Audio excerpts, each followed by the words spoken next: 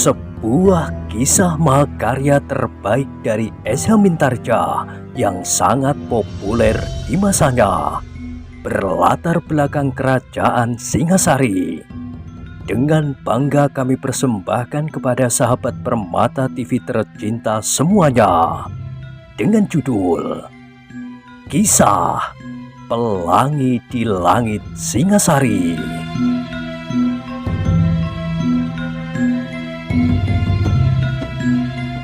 Pada kesempatan yang sangat baik ini, kita masuk pada episode yang ke-276. Selamat menikmati.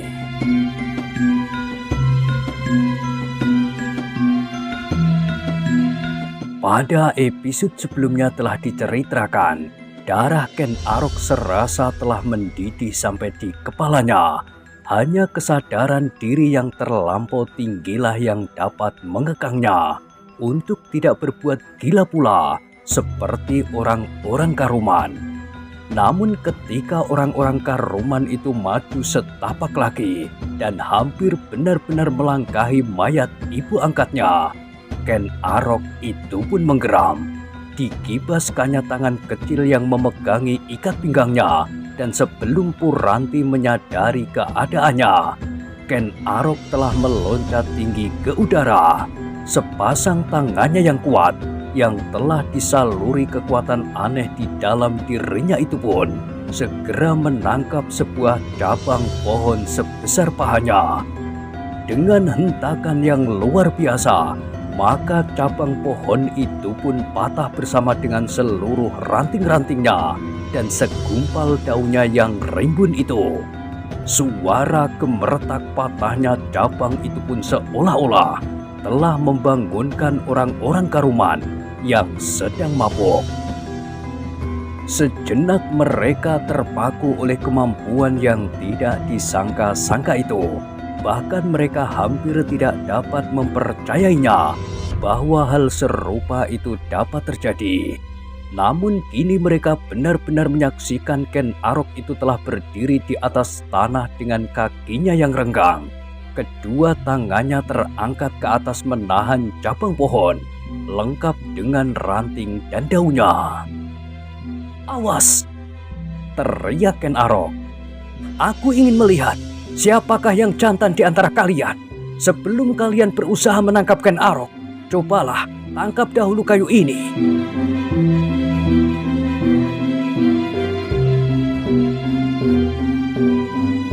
Orang-orang Karuman menjadi gemetar setelah mereka menyadari bahwa mereka bukan sekedar sedang bermimpi. Yang dilihatnya adalah benar telah terjadi. Ken Arok dengan kekuatan yang tidak dimengertinya telah mematahkan sebatang cabang bersama ranting-ranting dan segumpal daun-daunnya yang rimbun itu. Sebelum orang-orang Karuman itu sempat berbuat sesuatu, maka sekali lagi mereka melihat keajaiban di hadapan matanya. Mereka melihat cabang itu seakan-akan meluncur tinggi, kemudian terbang mengarah kepada mereka. Maka hilanglah segala macam keberanian, kemarahan dan kebencian mereka. Mereka telah diterkam oleh ketakutan yang luar biasa. Karena itu, maka tanpa mengucapkan sepatah kata pun, orang-orang Karuman itu bagaikan burung pipit yang dihalau dari tengah-tengah sawah. Mereka berlari-larian salang tunjang. Sejenak kemudian, terdengar gemerasak cabang pohon yang dilontarkan oleh Ken Arok itu jatuh di tanah beberapa langkah melampaui mayat ibunya. Tetapi orang-orang Karuman seolah-olah telah tersapu bersih, sehingga tidak seorang pun yang masih tinggal. Mereka berlari tanpa arah, kemana saja asal mereka dapat menjauhi Ken Arok yang mereka anggap mempunyai kekuatan di luar kekuatan manusia wajar. Namun tiba-tiba dada Ken Arok itu berdesir. Belum lagi hiruk pikuk orang-orang Karuman yang berlari itu hilang. Belum lagi getar daun-daun dan ranting-ranting yang dilemparkan itu berhenti. dilihatnya sesosok tubuh dengan ringannya meloncat dan hinggap di atas cabang yang dilontarkannya ke tengah jalan itu. Sejenak Ken Arok terpesona melihat kelincahan orang itu, namun kemudian ia berhasil menguasai perasaannya. Ditatapnya orang yang berdiri di dalam rimbunya dedaunan di tengah jalan itu. Orang yang berdiri di atas cabang yang melintang di tengah jalan itu adalah Ki Buyut dari Karuman. Orang tua itu membungkukkan kepalanya sambil berkata, "Kau benar-benar luar biasa, Ken Arok. Kau mempunyai kekuatan lebih dari 10 kali lipat kekuatan orang biasa." Ken Arok yang sedang memusatkan segenap kekuatannya itu perlahan-lahan menurunkan gelora jantungnya, apalagi ketika ia melihat Ki Buyut Karuman itu tersenyum. "Belum pernah aku melihat seseorang seperti kau," berkata Ki Buyut itu seterusnya. "Kau bukan saja mengagumkan karena kekuatan dan kecepatanmu bergerak dan berpikir, tetapi hatimu ternyata selapang lautan."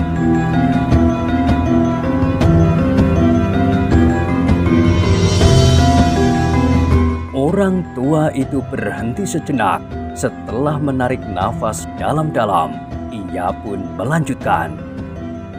"Seandainya bukan kau, Ken Arok, maka orang-orang Karuman pasti akan menjadi timbunan mayat di tengah-tengah jalan, di samping mayat ibu angkatmu itu. Tetapi kau tidak berbuat demikian. Kau hanya menghalau mereka seperti kau menghalau kumpulan kelinci-kelinci liar yang paling bodoh. Sedang aku, orang yang paling mereka kagumi, tetua Padukuhan Karuman, ternyata tidak ada sekuku irengmu." Ken Arok tidak segera menjawab, tetapi getar kekuatannya perlahan-lahan telah mengendap. Meskipun demikian, ia masih tetap bersiaga. Ia masih belum tahu benar apakah yang akan dilakukan oleh Ki Buyut itu. Tetapi ternyata bahwa Ki Buyut tidak akan berbuat sesuatu. Orang tua itu berkata, "Ken Arok, dengan demikian, maka orang-orang Karuman sudah menjadi jerah. Kau menundukkan mereka tanpa pepati, bahkan tanpa setitik darah pun yang menetes dari luka yang paling ringan." "Ki Buyut," tiba-tiba Ken Arok memotong. "Lihatlah, siapa yang terbujur di tengah-tengah jalan itu? Apakah itu bukan korban? Bukan sekedar darah yang menitik dari luka, tetapi ibu angkatku telah benar-benar mati. Dan gadis kecil yang tidak tahu menahu tentang segala macam persoalan ini pun telah terluka." Ki Buyut mengangguk-anggukkan kepalanya. Dipandanginya gadis kecil yang berdiri gemetar bersandar dinding batu di pinggir jalan. "Kemarilah Puranti," panggil Ken Arok yang menjadi semakin kasihan melihat gadis yang menggigil itu. Perlahan-lahan Puranti melangkah maju, kemudian meloncat memeluk kaki Ken Arok sambil terisak-isak. "Aku takut, Kakang." "Jangan takut Puranti, sudah tidak ada bahaya apapun lagi yang mengancammu," jawab Ken Arok. Tetapi tatapan mata gadis kecil yang hinggap pada Ki Buyut Karuman itu masih membayangkan kecemasan dan ketakutan. "Aku tidak apa-apa, Ngger," berkata Ki Buyut. "Aku tidak apa-apa. Aku akan minta maaf kepada kakangmu Ken Arok dan kepada ayahmu Bangu Samparan atas segala peristiwa ini, atas korban yang ternyata telah jatuh." Ki Buyut ternyata memandang persoalan ini dari sebelah sisi, berkata Ken Arok kemudian. Ki Buyut sama sekali tidak melihat korban yang terbujur itu. Ki Buyut merasa puas bahwa tidak ada orang Karuman yang menjadi korban, yang luka-luka apalagi terbunuh. Tetapi Ki Buyut tidak berkata apapun dari pihak kami, apalagi perempuan tua yang baik itu. Coba, apakah Ki Buyut dapat menjawab pertanyaanku seperti yang aku berikan kepada orang-orang Karuman? Apakah perempuan tua ini juga bersalah? Dan apakah gadis kecil ini juga bersalah? Ya, Ken Arok, aku mengakui. Bukankah aku telah berkata bahwa korban memang telah jatuh? Dan aku minta maaf karenanya. Hanya sekedar minta maaf. Ki Buyut mengerutkan keningnya. Dengan ragu-ragu ia bertanya, lalu apakah yang harus aku lakukan? Pertanyaan itu pun ternyata telah membingungkan Ken Arok. Sejenak ia berdiam diri, namun tatapan matanya serasa telah mengetuk langsung dinding jantung Ki Buyut. Ken Arok, berkata Ki Buyut, ibu angkatmu memang telah menjadi korban. Sekali lagi aku minta maaf dan menyesal sekali bahwa hal itu telah terjadi. Tetapi kita harus dapat mengendapkan hati kita yang kecewa. Marilah kita melihat segi yang baik dari peristiwa ini. Ibumu telah menjadi tumbal dari suatu peristiwa yang akan merubah hubungan antara keluarga Bangusamparan dengan orang-orang Karuman. Memang untuk meningkatkan suatu keadaan yang menjadi semakin baik, kadang-kadang diperlukan tumbal. Tumbal itu sendiri kadang-kadang tidak tersangkut di dalam persoalan yang sebenarnya. Itu merupakan korban yang tidak ternilai harganya. Ibu angkatmu adalah orang yang paling baik dari seluruh keluarga Bangusamparan. Demikian juga adikmu yang terkecil itu. Tetapi justru merekalah yang harus menjadi korban dari persoalan ini. Maka dengan demikian, sempurnalah kebaikan mereka. Tebusan yang sempurna demikianlah yang sungguh-sungguh bernilai. Getar di dada Ken Arok serasa menjadi semakin cepat. Terbata-bata ia berkata, apakah itu adil Ki Buyut? Apapun anggapan kita, tetapi yang sudah mati itu tentu tidak akan dapat hidup kembali. Apakah kita akan saling memaafkan? Dan apakah orang-orang Karuman dan keluarga Bangusamparan akan dapat mulai dengan hubungan yang baru? Namun yang mati itu akan tetap mati. Memang kau benar, Ger. Itulah yang aku sebut tumbal. Tumbal yang tidak sia-sia. Bukankah kau rasakan manfaatnya yang tidak ternilai itu? Tentu saja unsur yang lain ikut pula menentukan. Seandainya yang berdiri di hadapanku ini bukan kau, mungkin mayat telah berserakan di sini. Tetapi tumbal yang demikian tidak akan berarti apa-apa, karena yang ada justru dendam dan kebencian. Kau dapat menundukkan orang-orang Karuman yang tersisa, tetapi sekedar lahir, bukan dari dasar hatinya seperti sekarang. Sekarang orang-orang Karuman akan tunduk kepadamu, lahir dan batin. Ia akan menerima apapun yang kau kehendaki. Aku pun demikian, juga sebagai pernyataan terima kasihku. Nah, katakanlah, apakah yang kau kehendaki sekarang? Ken Arok tidak segera menjawab. Dipandanginya saja wajah buyut tua itu dengan dada yang bergejolak. Namun Ken Arok tahu benar bahwa Ki Buyut itu dapat mengerti apa yang sudah terjadi di dalam lingkungan keluarga Bangusamparan, sehingga ia pun sudah berusaha untuk mencegah kegilaan orang-orang Karuman. Tetapi ternyata ia tidak berhasil.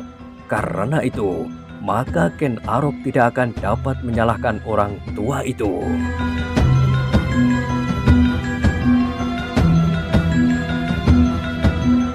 Meskipun demikian, terasa sesuatu tersangkut di dalam dadanya.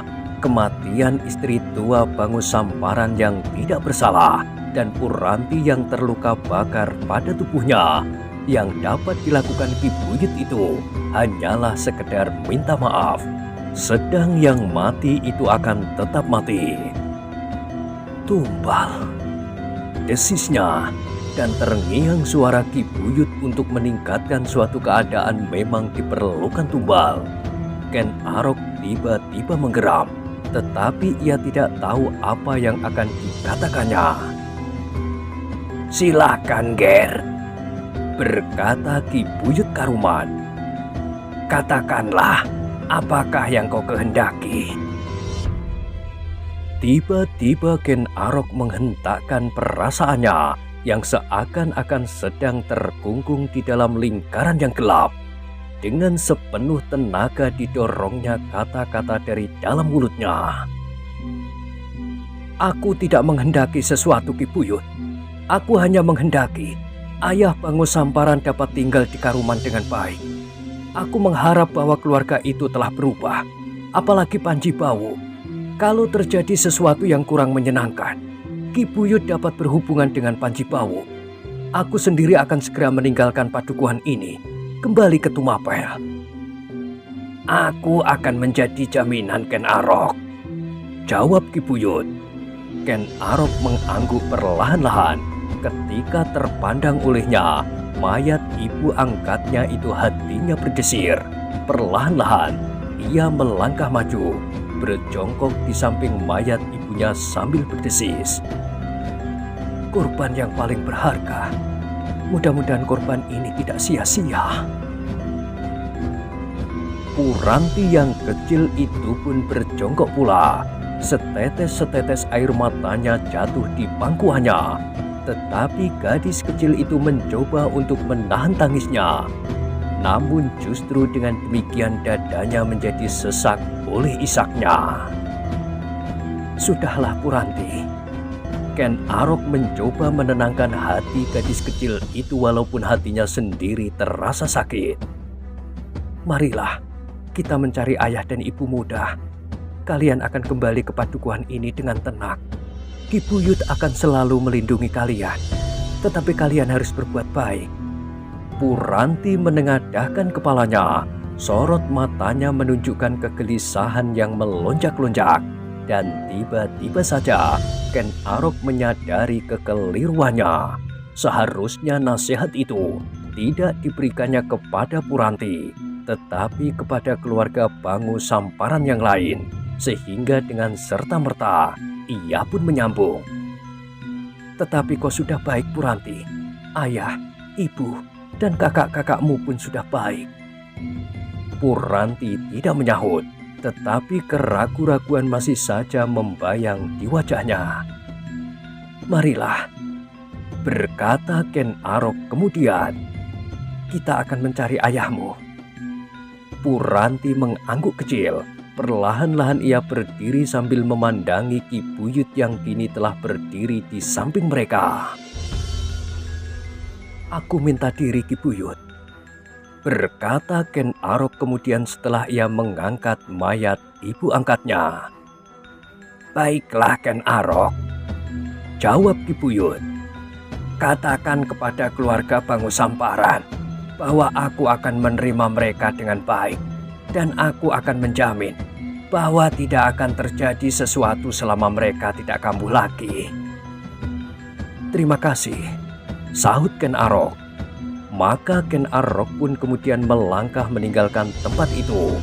Puranti berjalan di sampingnya sambil berpegangan ujung kain panjang kakak angkatnya. Peristiwa yang baru saja terjadi telah mengguncang dadanya, sehingga tiba-tiba saja gadis kecil itu menjadi pendiam. Berbagai masalah berputaran di kepalanya, namun ia masih belum mampu menemukan persoalan yang sebenarnya telah terjadi, sebab dan akibatnya.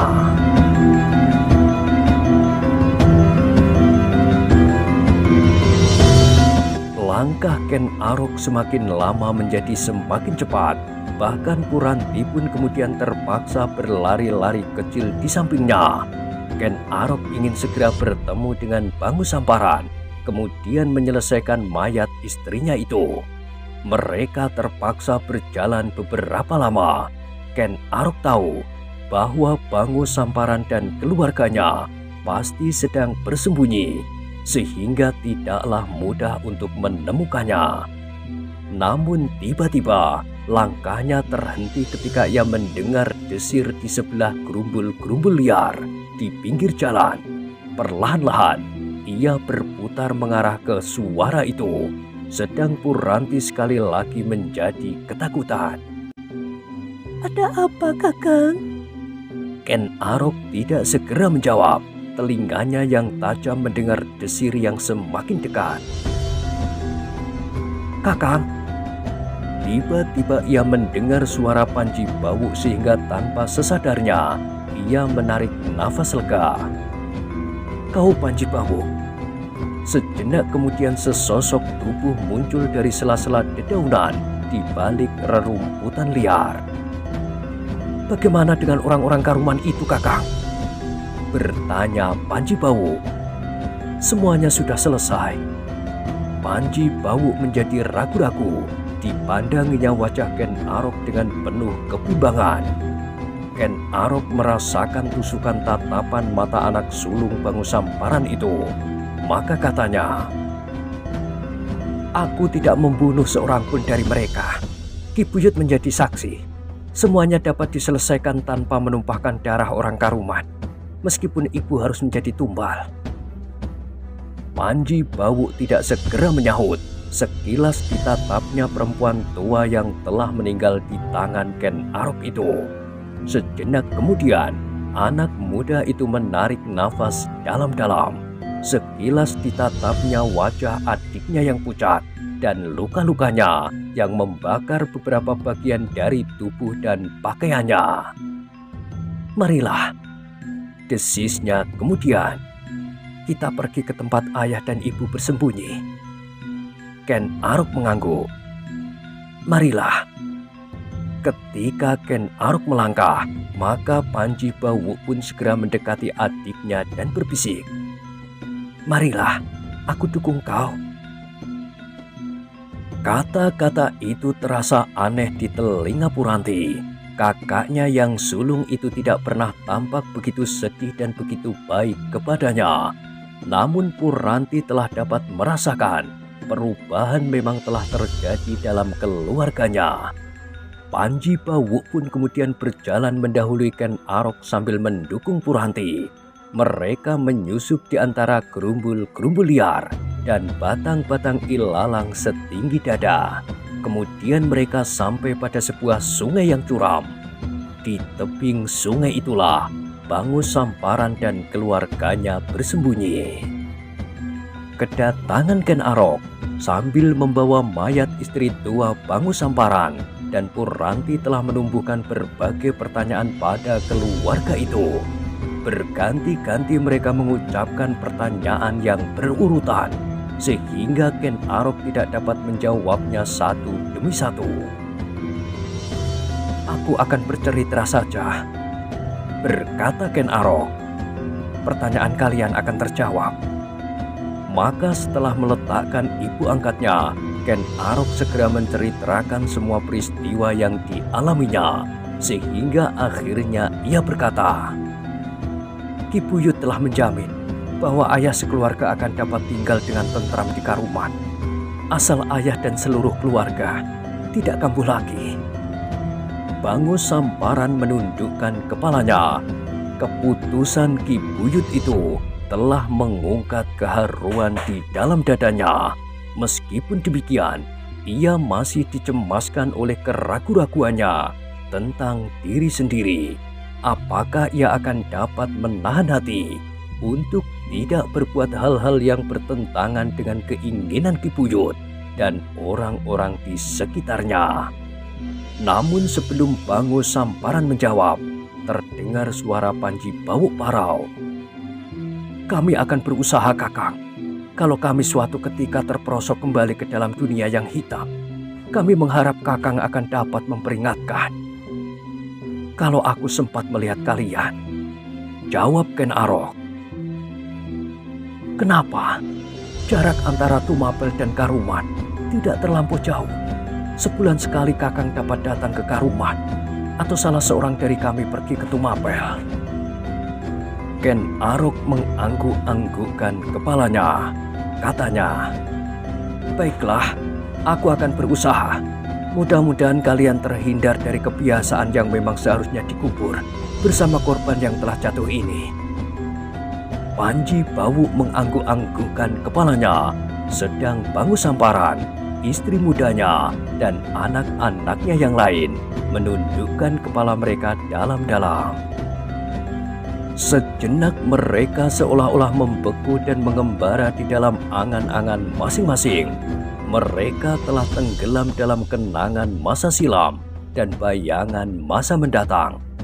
Berbagai perasaan bergelut di dalam dada mereka, penyesalan, kecewa, dan harapan.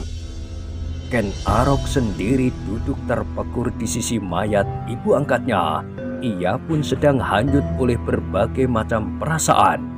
Matanya yang tajam menatap mayat ibu angkatnya tanpa berkedip.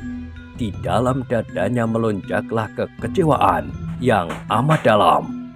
Kenapa justru ibu angkatnya yang harus menjadi korban? Justru orang yang paling baik di antara keluarga Bangu Samparan.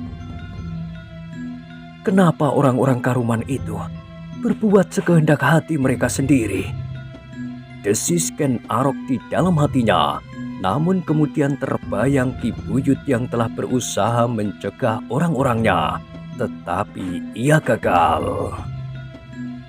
Penyesalan itu tidak akan dapat membangunkan ibu angkatku, berkata Ken Arok itu di dalam hatinya pula. Ternyata kematian telah berkesan demikian dalam di hati Ken Arok. Tanpa sesadarnya, jantungnya telah diracuni oleh perasaan dendam.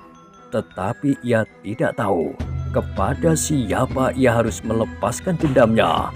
Ia tahu bahwa ia tidak boleh berbuat menurut perasaannya saja atas orang-orang Karuman. Meskipun ia dapat membunuh siapa saja yang disukainya, bahkan Ki Buyut sekalipun. Nalarnya agaknya masih berhasil menguasai perasaannya, namun ia tidak berhasil melenyapkan perasaan kecewa itu. Meskipun pada suatu saat ia berhasil mengendapkannya, namun apakah pada suatu ketika perasaan itu tidak akan muncul lagi menggenangi hatinya?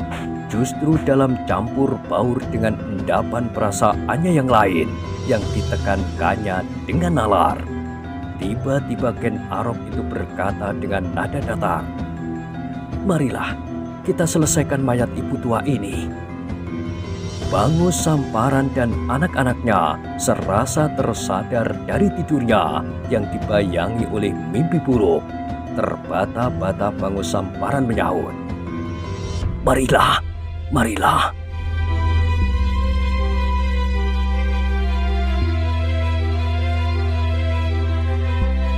Maka mereka pun segera mencari tempat yang mereka anggap baik untuk menguburkan istri tua Bangu Samparan itu, ditandai oleh beberapa buah batu, supaya mereka tidak kehilangan. Apabila mereka pada saatnya dapat hidup dengan tenang kembali di Karuman, maka tempat itu seharusnya dirawat dengan baik sebagai kenangan bahwa seseorang telah menjadi korban cara hidup mereka yang buram. Agaknya Ken Arok tidak dapat berbuat setengah jalan. Sesudah mayat istri tua Bangu Samparan itu selesai dirukti, maka Bangu Samparan dan keluarganya masih juga minta tolong kepadanya untuk mempersiapkan jalan kembali ke Karuman. "Baik," jawab Ken Arok, "aku akan berusaha. Tetapi setelah itu aku tidak akan dapat menunggu kalian lebih lama lagi. Waktuku beristirahat telah menjadi semakin pendek. Aku masih ingin pergi ke beberapa daerah mengunjungi orang-orang yang terlampau baik kepadaku." "Aku tidak akan menahanmu lagi, Ken Arok.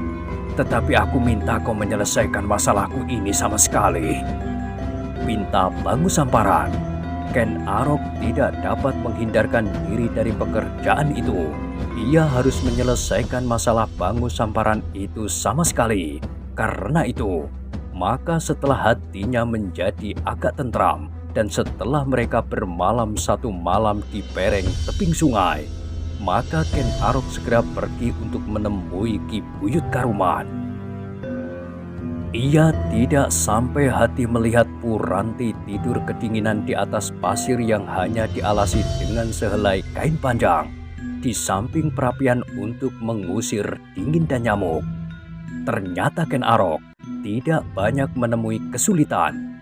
Baik Ki Buyut maupun orang-orang Karuman yang lain tidak menaruh keberatan lagi dengan syarat bahwa Ken Arok akan bertanggung jawab apabila Bangu Samparan dan keluarganya terjerumus lagi ke dalam dunianya yang buram.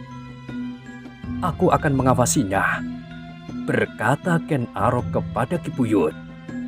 Aku berada di Tumapel, tidak terlampau jauh dari Karuman. Seandainya keadaan memaksa, 1-2 orang dapat menyampaikannya kepadaku. Baiklah Ken Arok, berkata Ki Buyut. Sementara Bangu Samparan belum sempat mendapat rumah baru, biarlah ia berada di rumahku. Terima kasih Ki Buyut, tetapi sayang bahwa aku tidak dapat menemaninya. Aku harus segera kembali ke Tumapel. Ki Buyut mengerutkan keningnya, namun kemudian ia mengangguk-anggukkan kepalanya. Baiklah, apabila aku memerlukanmu, aku akan memanggilmu. Aku akan datang setiap saat Ki Buyut. Persoalan seterusnya tidak ada kesulitan apapun. Bahkan Ki Buyut menyanggupi untuk mengajak orang-orang Karuman membuat rumah baru bagi Bangu Samparan di atas bekas rumahnya yang telah menjadi abu. Tetapi Ken Arok benar-benar tidak dapat ditahan lagi. Sebelum orang-orang Karuman mulai membuat rumah untuk Bangu Samparan, Ken Arok telah minta diri kepada Bangu Samparan sekeluarga, kepada Ki Buyut, dan kepada orang-orang Karuman. Ia harus meninggalkan Karuman, melanjutkan perjalanannya sebelum ia kembali ke Tumapel. Aku ikut bersamamu, Kakang. Puranti merengek. Jangan Puranti, aku masih akan berjalan jauh sekali sebelum aku kembali ke Tumapel. Tetapi di sini sudah tidak ada ibu tua lagi. Tidak ada yang mengawani aku bermain-main. Tidak, Puranti. Sekarang ibu muda akan menemanimu bermain-main. Sahut ibunya. Kau tidak akan sendiri lagi, Puranti. Sambung Panji Bawo. Kakak-kakakmu akan selalu tinggal di rumah. Kami sudah tidak ada pekerjaan lagi di luar Karuman. Kami akan membuka dan memperluas sawah kami yang telah ada. Puranti mengerutkan keningnya. Tiba-tiba ia bertanya. Apakah ayah dan kakak-kakak akan bekerja di sawah seperti kebanyakan orang Karuman? Iya Puranti, kami semua akan bekerja di sawah seperti kebanyakan orang Karuman, jawab Panji Bawo. Dan ibu muda akan memasak di rumah dan mengantar makanan ke sawah menjelang tengah hari. Iya Puranti. Oh. Tiba-tiba wajah gadis kecil itu menjadi cerah. Aku akan ikut dengan ibu muda mengantar makanan ke sawah. Bukankah begitu? Iya Puranti. Terdengar suara ibunya parau. Puranti menjadi heran ketika ia berpaling memandangi wajah ibunya. Dilihatnya matanya menjadi basah. Tetapi gadis kecil itu tidak bertanya lebih lanjut. Setelah Ken Arok menyerahkan keluarga Bangu Samparan sekeluarga, maka Ken Arok itu pun mengayunkan kakinya, meninggalkan halaman rumah Ki Buyut Karuman, diiringi oleh berpuluh-puluh tatapan mata. Terasa perpisahan itu sangat berkesan di hati orang-orang Karuman yang mengaguminya, terutama keluarga Bangu Samparan. Orang-orang Karuman kagum melihat kelapangan hati anak muda itu, meskipun ibu angkatnya sudah menjadi korban. Seandainya bukan Ken Arok, mereka berdesis di dalam hatinya. Sementara itu, langkah Ken Arok pun terasa dibebani oleh berbagai macam perasaan. Kadang-kadang ia pun masih diliputi keraguan-raguan. apakah keluarga Bangu Samparan sudah melepaskan cara hidupnya yang sesat? Tetapi melihat dari perubahan sikap Panji Bawu, agaknya ia dapat mempercayainya bahwa anak muda itu telah benar-benar bertekad untuk memperbaiki jalan hidupnya sekeluarga.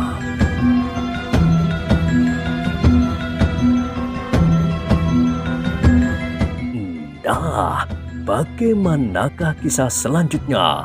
Silakan ikuti terus kisah Pelangi di Langit Singasari pada episode berikutnya.